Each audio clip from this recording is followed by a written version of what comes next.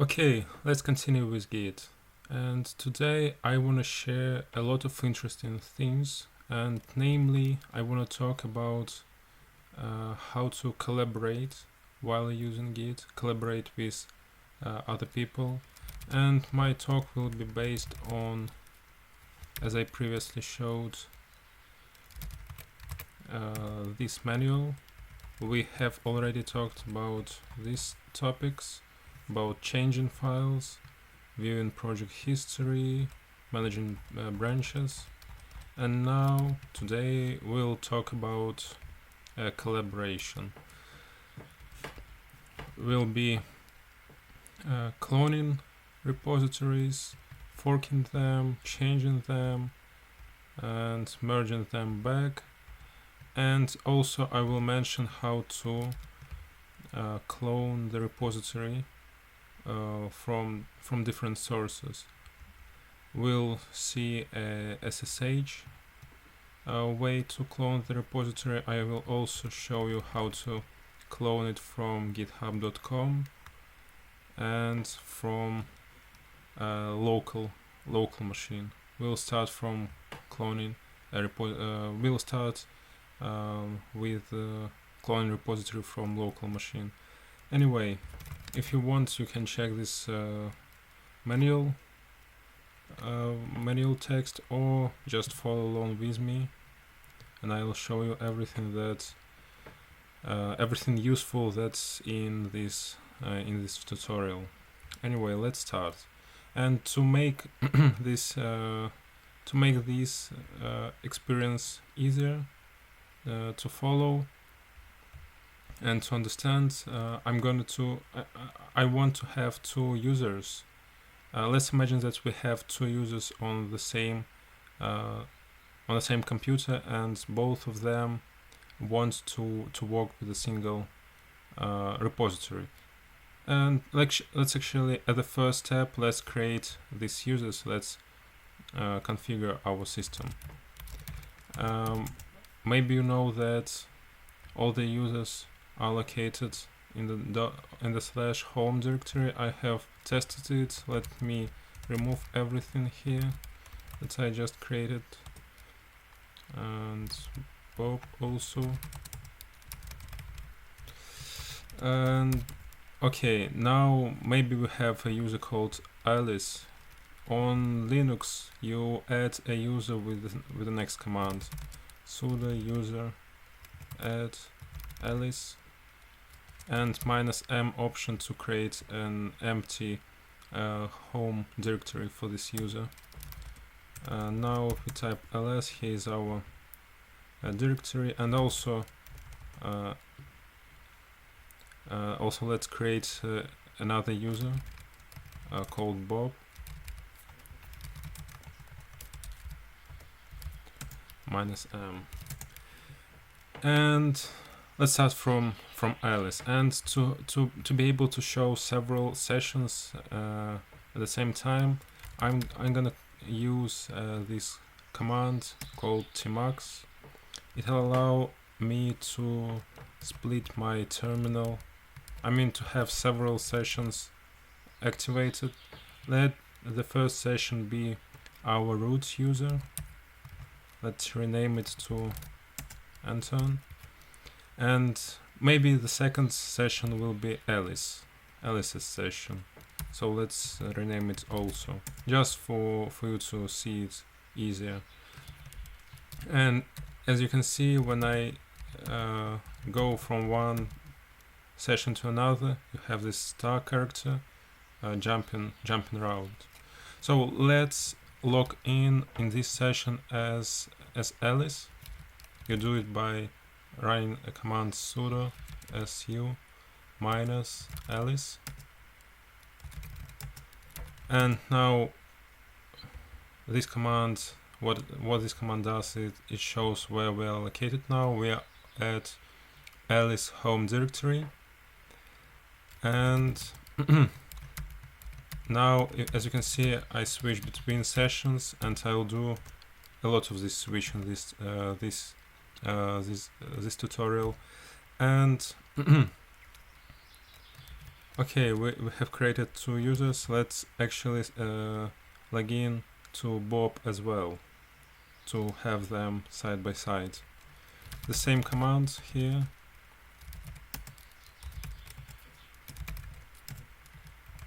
And we have a Bob, and let's rename this session to Bob. And here we have Alice, 2 different users.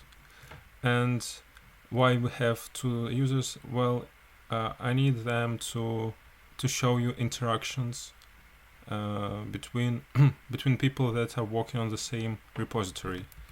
And okay, and let's start from creating the repository. Let's imagine that Alice wants to create a repository called, well, now we see the session as Alice does. Maybe let's create a folder called my project, like, right? This is the project of Alice. And initialize the repository here. Git init, and maybe let's commit something to it. And usually the first file that you're going to commit is called readme.md. That basically describes what this repository stands for, and maybe this repository will be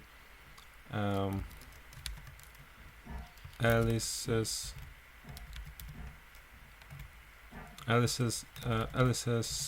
project, right? This is the project of Alice. She did it. She created it. Let's set this file and commit it. And I think that we will have error here, right?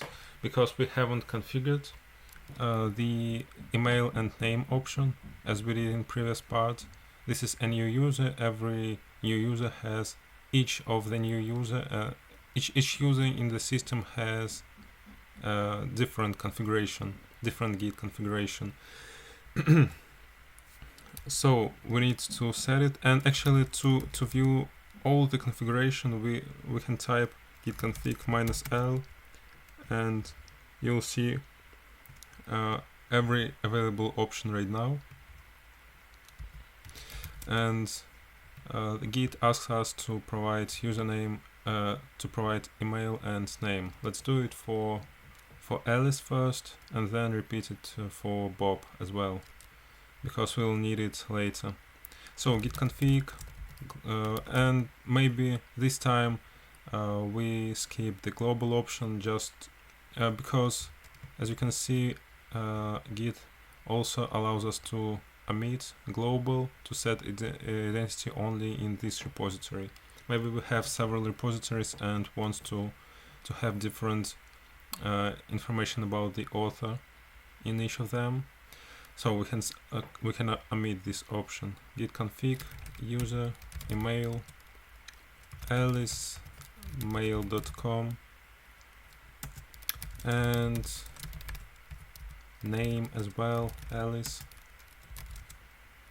Now if we type L stands for list, I guess, I don't know. And now we have 2 extra options here, the first and the second one we just passed to the config. Okay, now let's repeat the commit command. We don't have any more changes, and in log we have the first commit, and it's usually a best practice to name your first commit init, and you don't usually add some code, actual source code at the first commit. The first commit should be like initialization and shouldn't contain a lot of code of your application or whatever. Okay, so and let's also configure Bob as well. Config user email bob mail.com. Oh, okay, we need okay, we don't have a repository here, so we can't configure it locally. Maybe let's configure it globally this time. And before that, if you type git config global -l, okay, we just created this user, so this user doesn't have a global configuration yet. Anyway, let's set a global config email, and let's actually do it this way: name Bob.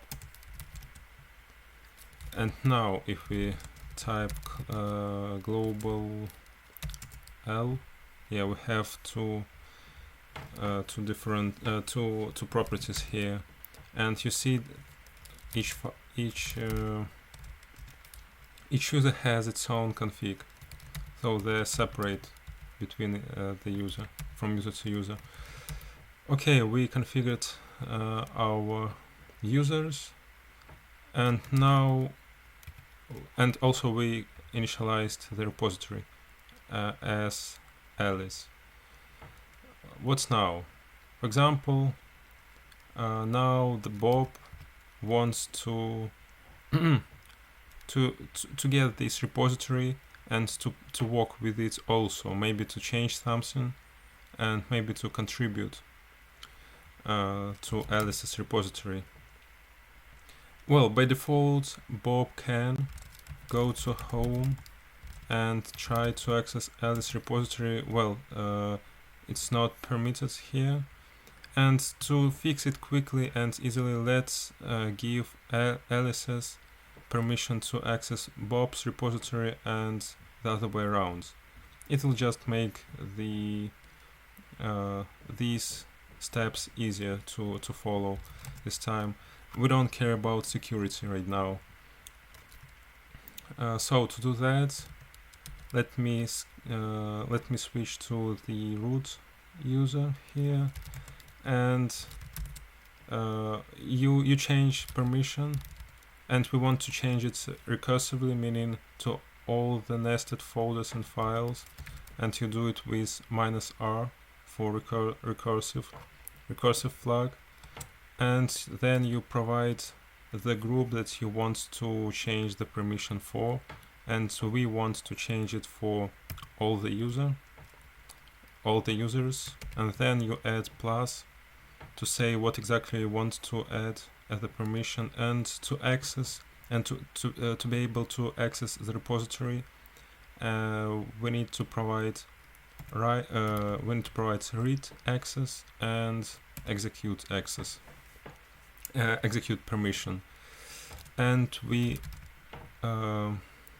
specify what folder we need this permission for, and we need to repeat it for Alice and for Bob.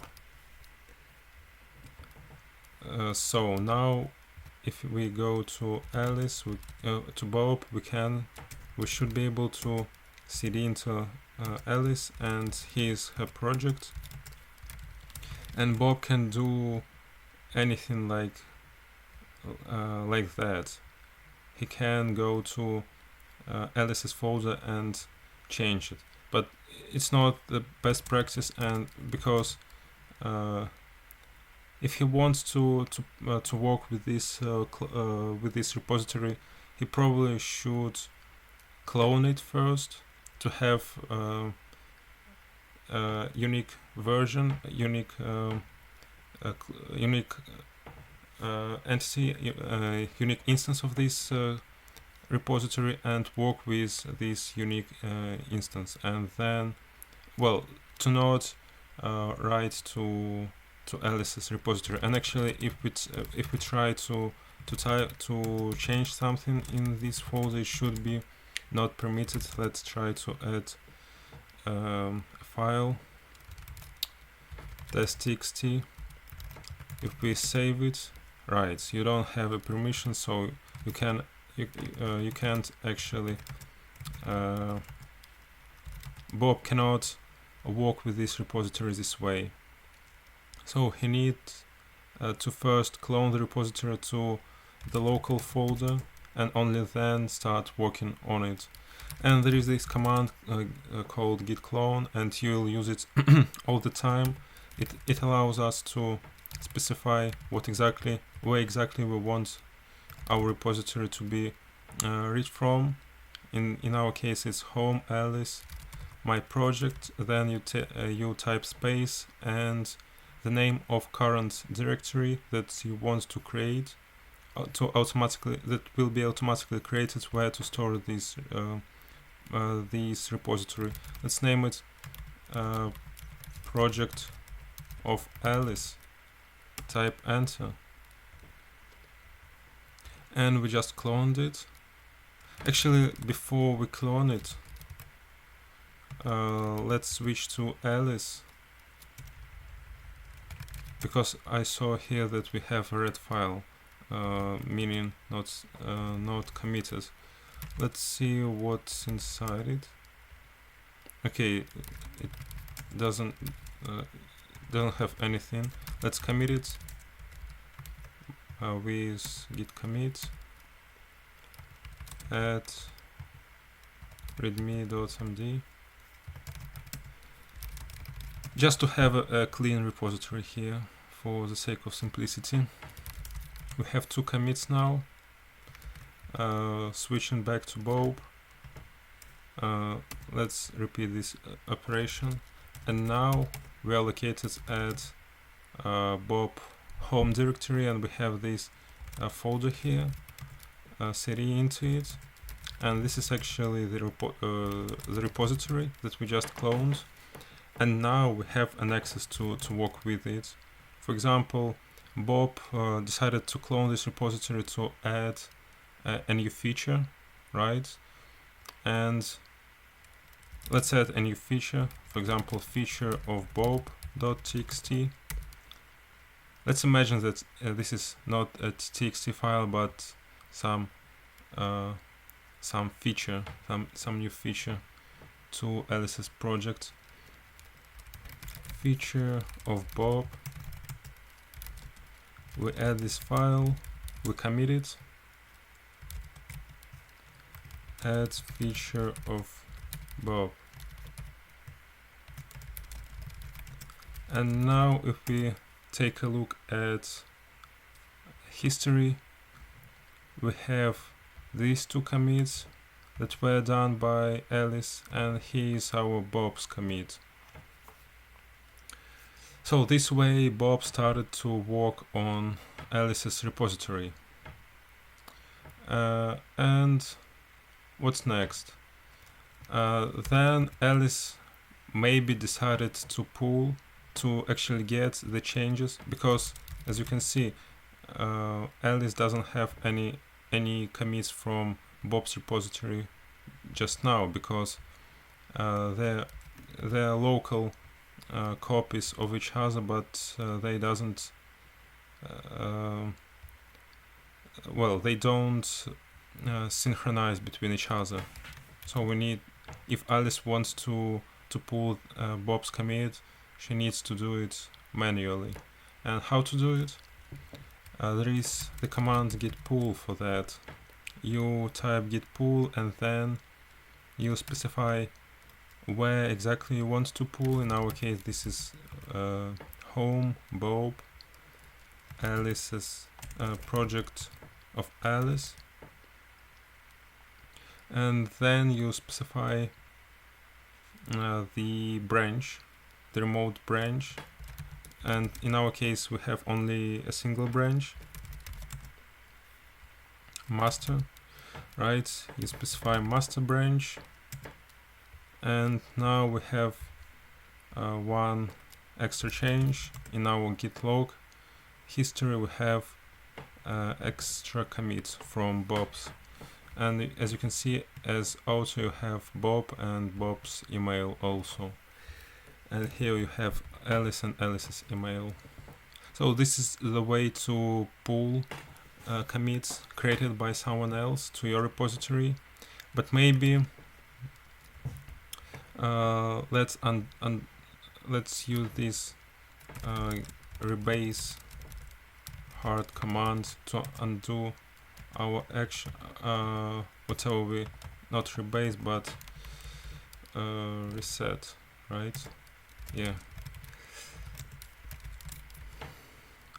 I'm undoing my previously pulled action just to show you another scenario. Maybe you want to first look into what exactly Bob did, and maybe you don't want to fetch it, to check it, to maybe test it. So to see the difference between your version and the version that you're about to pull, you need to first fetch all the changes. Fetching meaning you don't actually apply the changes to the repository, you just get the history of this remote repository to your local repository, but you're not yet applying it to your history, just fetching it without applying. And you let's fetch Bob's history right now. Project of Bob, project of Alice. Okay, we fetched it, and we can, as you can see, we have, maybe you remember that we have this pointer, this marker head, and it basically equals to the current branch that we are in. In case of master, head points to the master, and we can show history either by specifying branch name or head marker, or we can also do it with commit identifier. This is the same three operations do the same things. And in case of fetching, we have another marker called fetched head, and this is equal to head only on the remote repository. So you can check the this history list of the remote repository like so. And here's 3 commits. You have 2 commits from the local repository and another one from the remote repository. And as in previous parts, you can use all the power of -p option and range operator here to actually see what exactly was changed. I was talking about that in previous part. It basically works the same as I showed you, but you can also apply it to remote repositories as well. So you see what exactly was done by Bob, and you want to pull it to get these changes and apply them to local repositories. You do it with git pull command, and you need to specify the repository, and then you specify the name of the branch. But there is a quicker way. You don't need to type the full path every time. There is an option to configure Git to use just a variable instead of a full path. You can set a variable to be equal to remote repository URL, and you do it like by this command, git remote. We don't have any remote branches, any remote origins yet. By origin I mean repository, any remote repository. And you add a repository by command. Let me memorize. There is several commands we need. Git remote add, right? And then we name our remote origin, and then we give the URL. There are lots of other options, but let's keep them for now. I'll just stick with the simplest version. Git add. Let's name our remote origin, remote source, or remote repository Bob, and we type the absolute path to it. Project of Alice, and now we can fetch from Bob repository like so, right? And we have this new branch here. New branch was created, and it's called Bob master. And it's a little bit different from the master because it's remote branch, and you can view your branches like with this command, and and remote branches with this command, or you can view all of them with -a. And basically you can do operations that are similar to what you do with local branches, but only with remote branches. Like you can log from remote branch, and you do it with Bob/master, or you can also prefix remote /Bob/master. This is similar, right? So we added this shortcut to point to Bob's repository, and now we can pull like so. Git pull Bob master, right? And here's our one commit. Previously we did it with git pull and specifying the whole path then master. Now it's a little bit shorter, just Bob master. So there is another way. We just see this is the second way to do it. The first one with absolute path, the second one with referencing remote origin, and well, there are lots of options, but another option is to use a merge operator, right? You use it basically as if you use it in local repository. You need to specify the remote branch, and in our case this is remote /Bob/master, right? But we don't have any changes yet, so we don't have a merge available right now. So there is that's it for merges, and let's go to the next feature. And okay, pull close. Okay, then what? Well, actually, just for you to understand, all the operations like git diff, git log, git switch, all of them that I showed you in the previous part, all of them works the same way with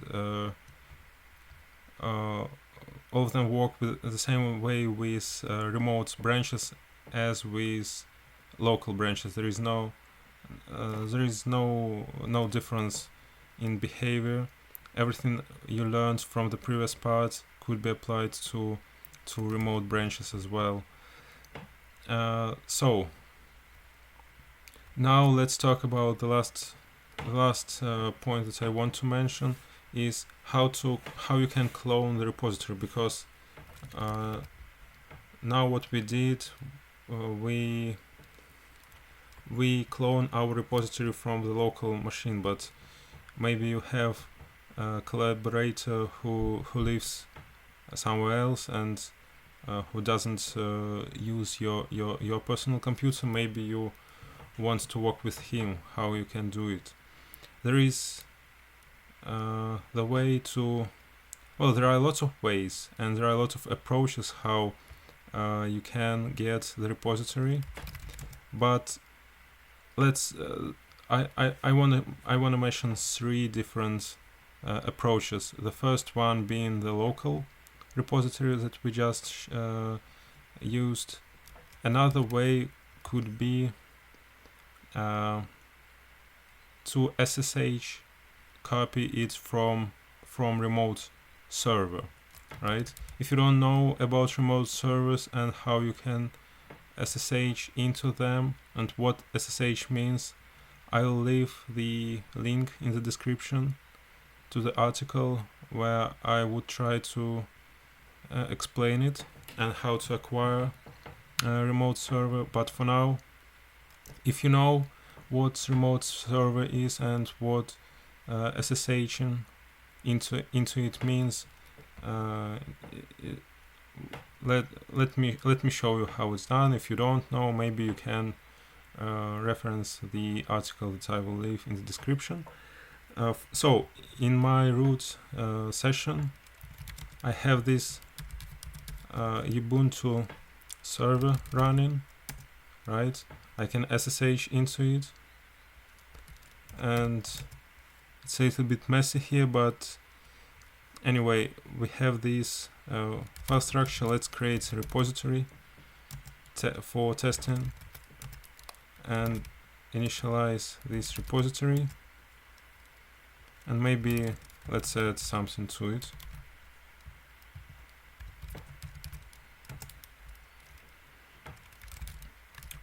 Repository from remote server, right? For those who doesn't understand what's going on right now, this server and this session that I'm in, it's not my local machine, it's a remote machine. So I just created a repository on the remote machine, and I going to commit this one file to it.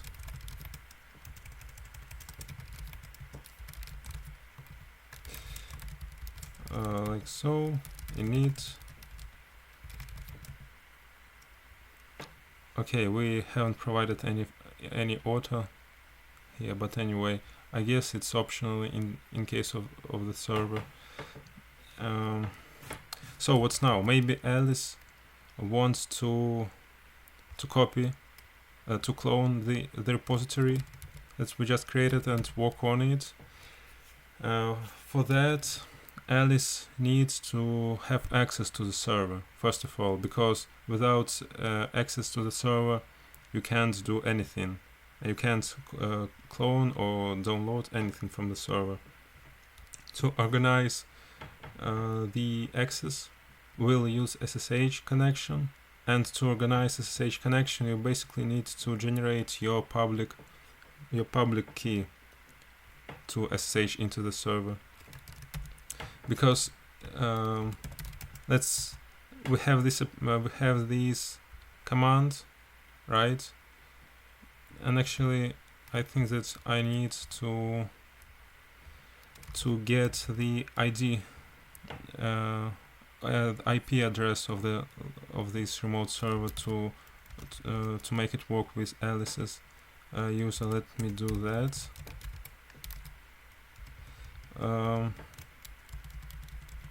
Let me do that in different terminal. Give me a sec.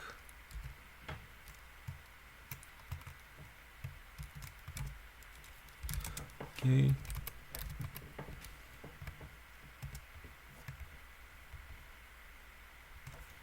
Here's our ID. We can access our server with by providing the ID. The same thing. Here is our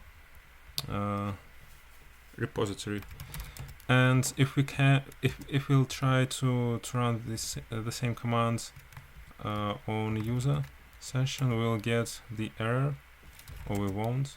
Yeah, we'll get the error, we don't have the Alice doesn't have public key added to the server. So first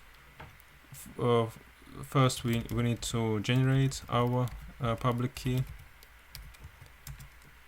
with this command. Then let's copy the public key. It's located in Alice's home directory, and it's called this way. I'm gonna copy it. I'm gonna go to the root session,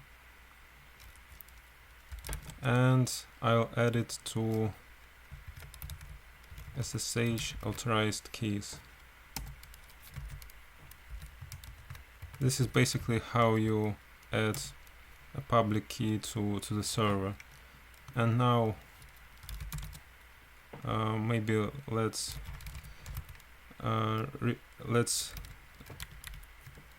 restart SSH server, SSH or SSHD, I don't remember. And now we should be able to connect to the server.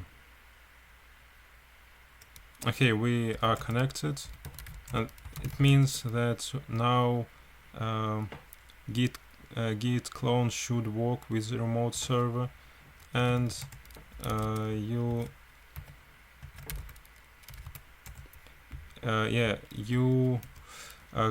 clone the repository. You can clone the repository from the remote server with the command git clone. You specify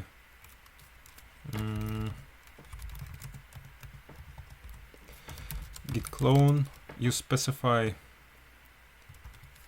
the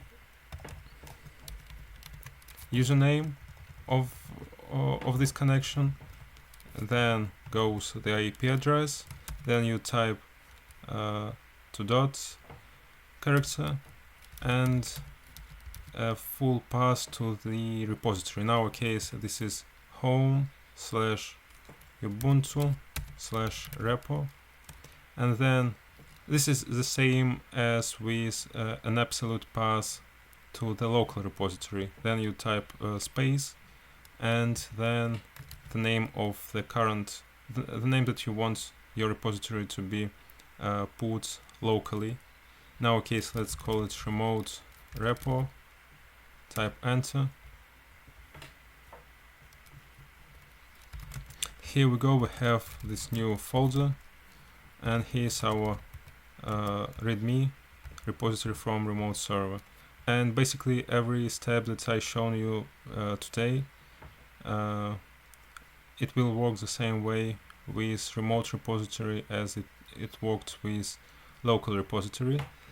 This is the first approach of accessing the repository. Another will be with GitHub. For example, we want, here's our old repository that we created in, I think, in the first video of this series. We can clone this repository as well, because this is the same repository as we have locally. This is just located on the remote server. In our case, the remote server is hosted by GitHub, not by us. And to clone this repository, there are two options to it. You can use SSH, as we did previously with remote server, or you can use HTTP.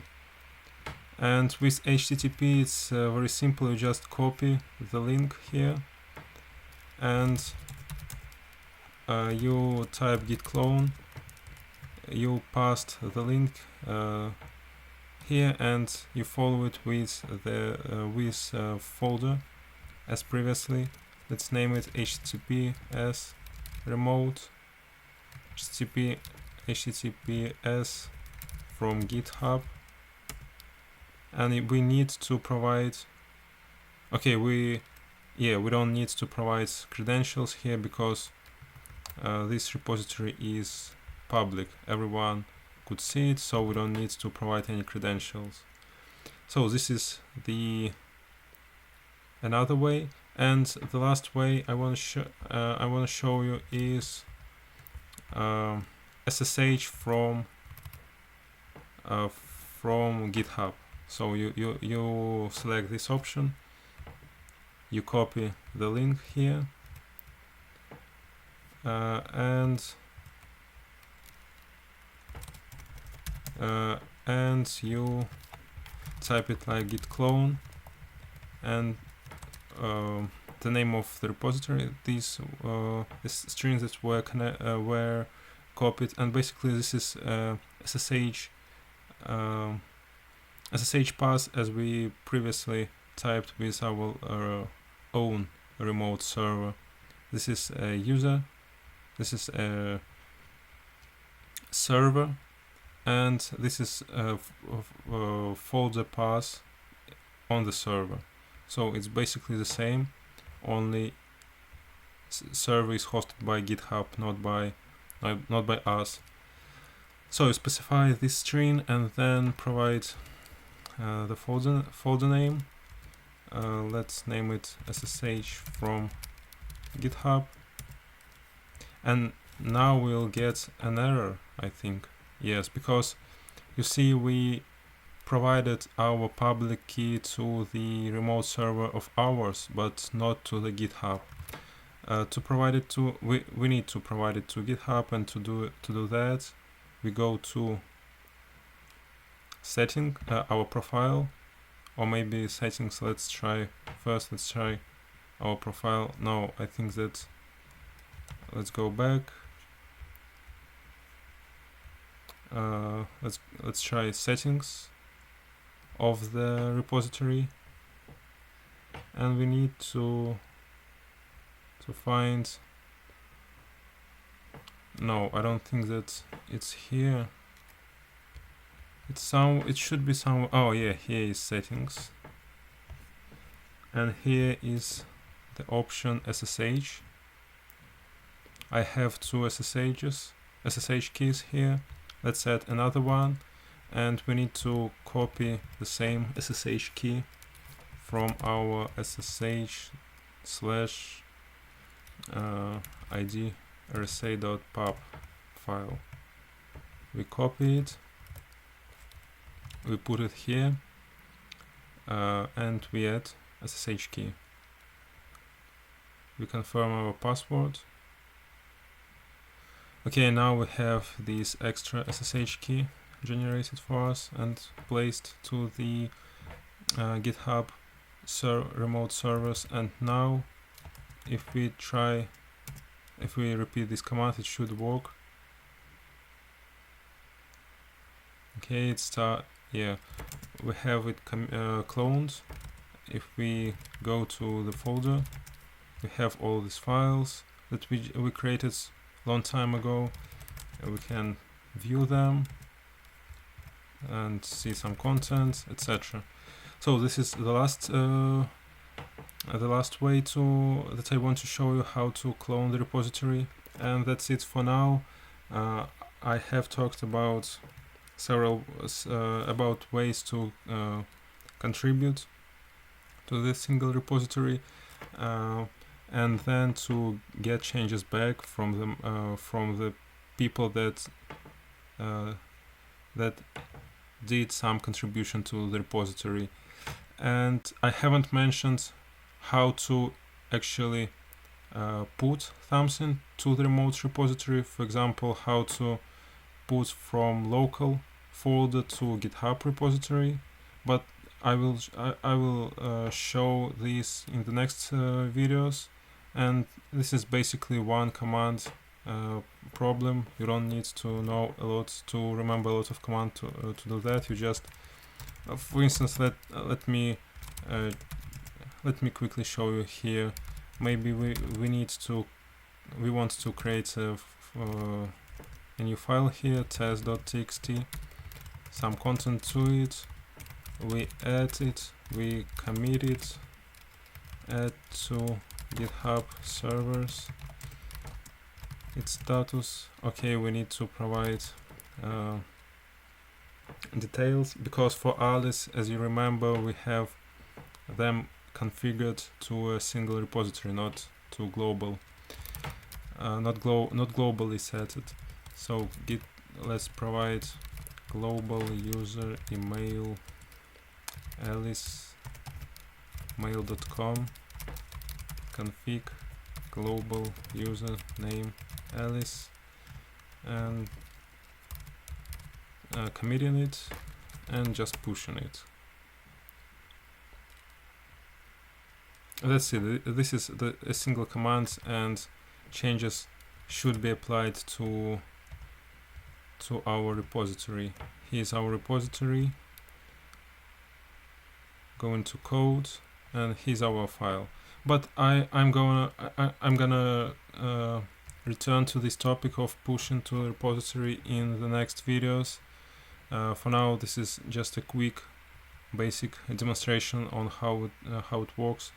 Okay, for now that's it, and in the next video we'll continue from the next section of official manual page that will describe how to actually view the history and to work and to manage history. That's it for now.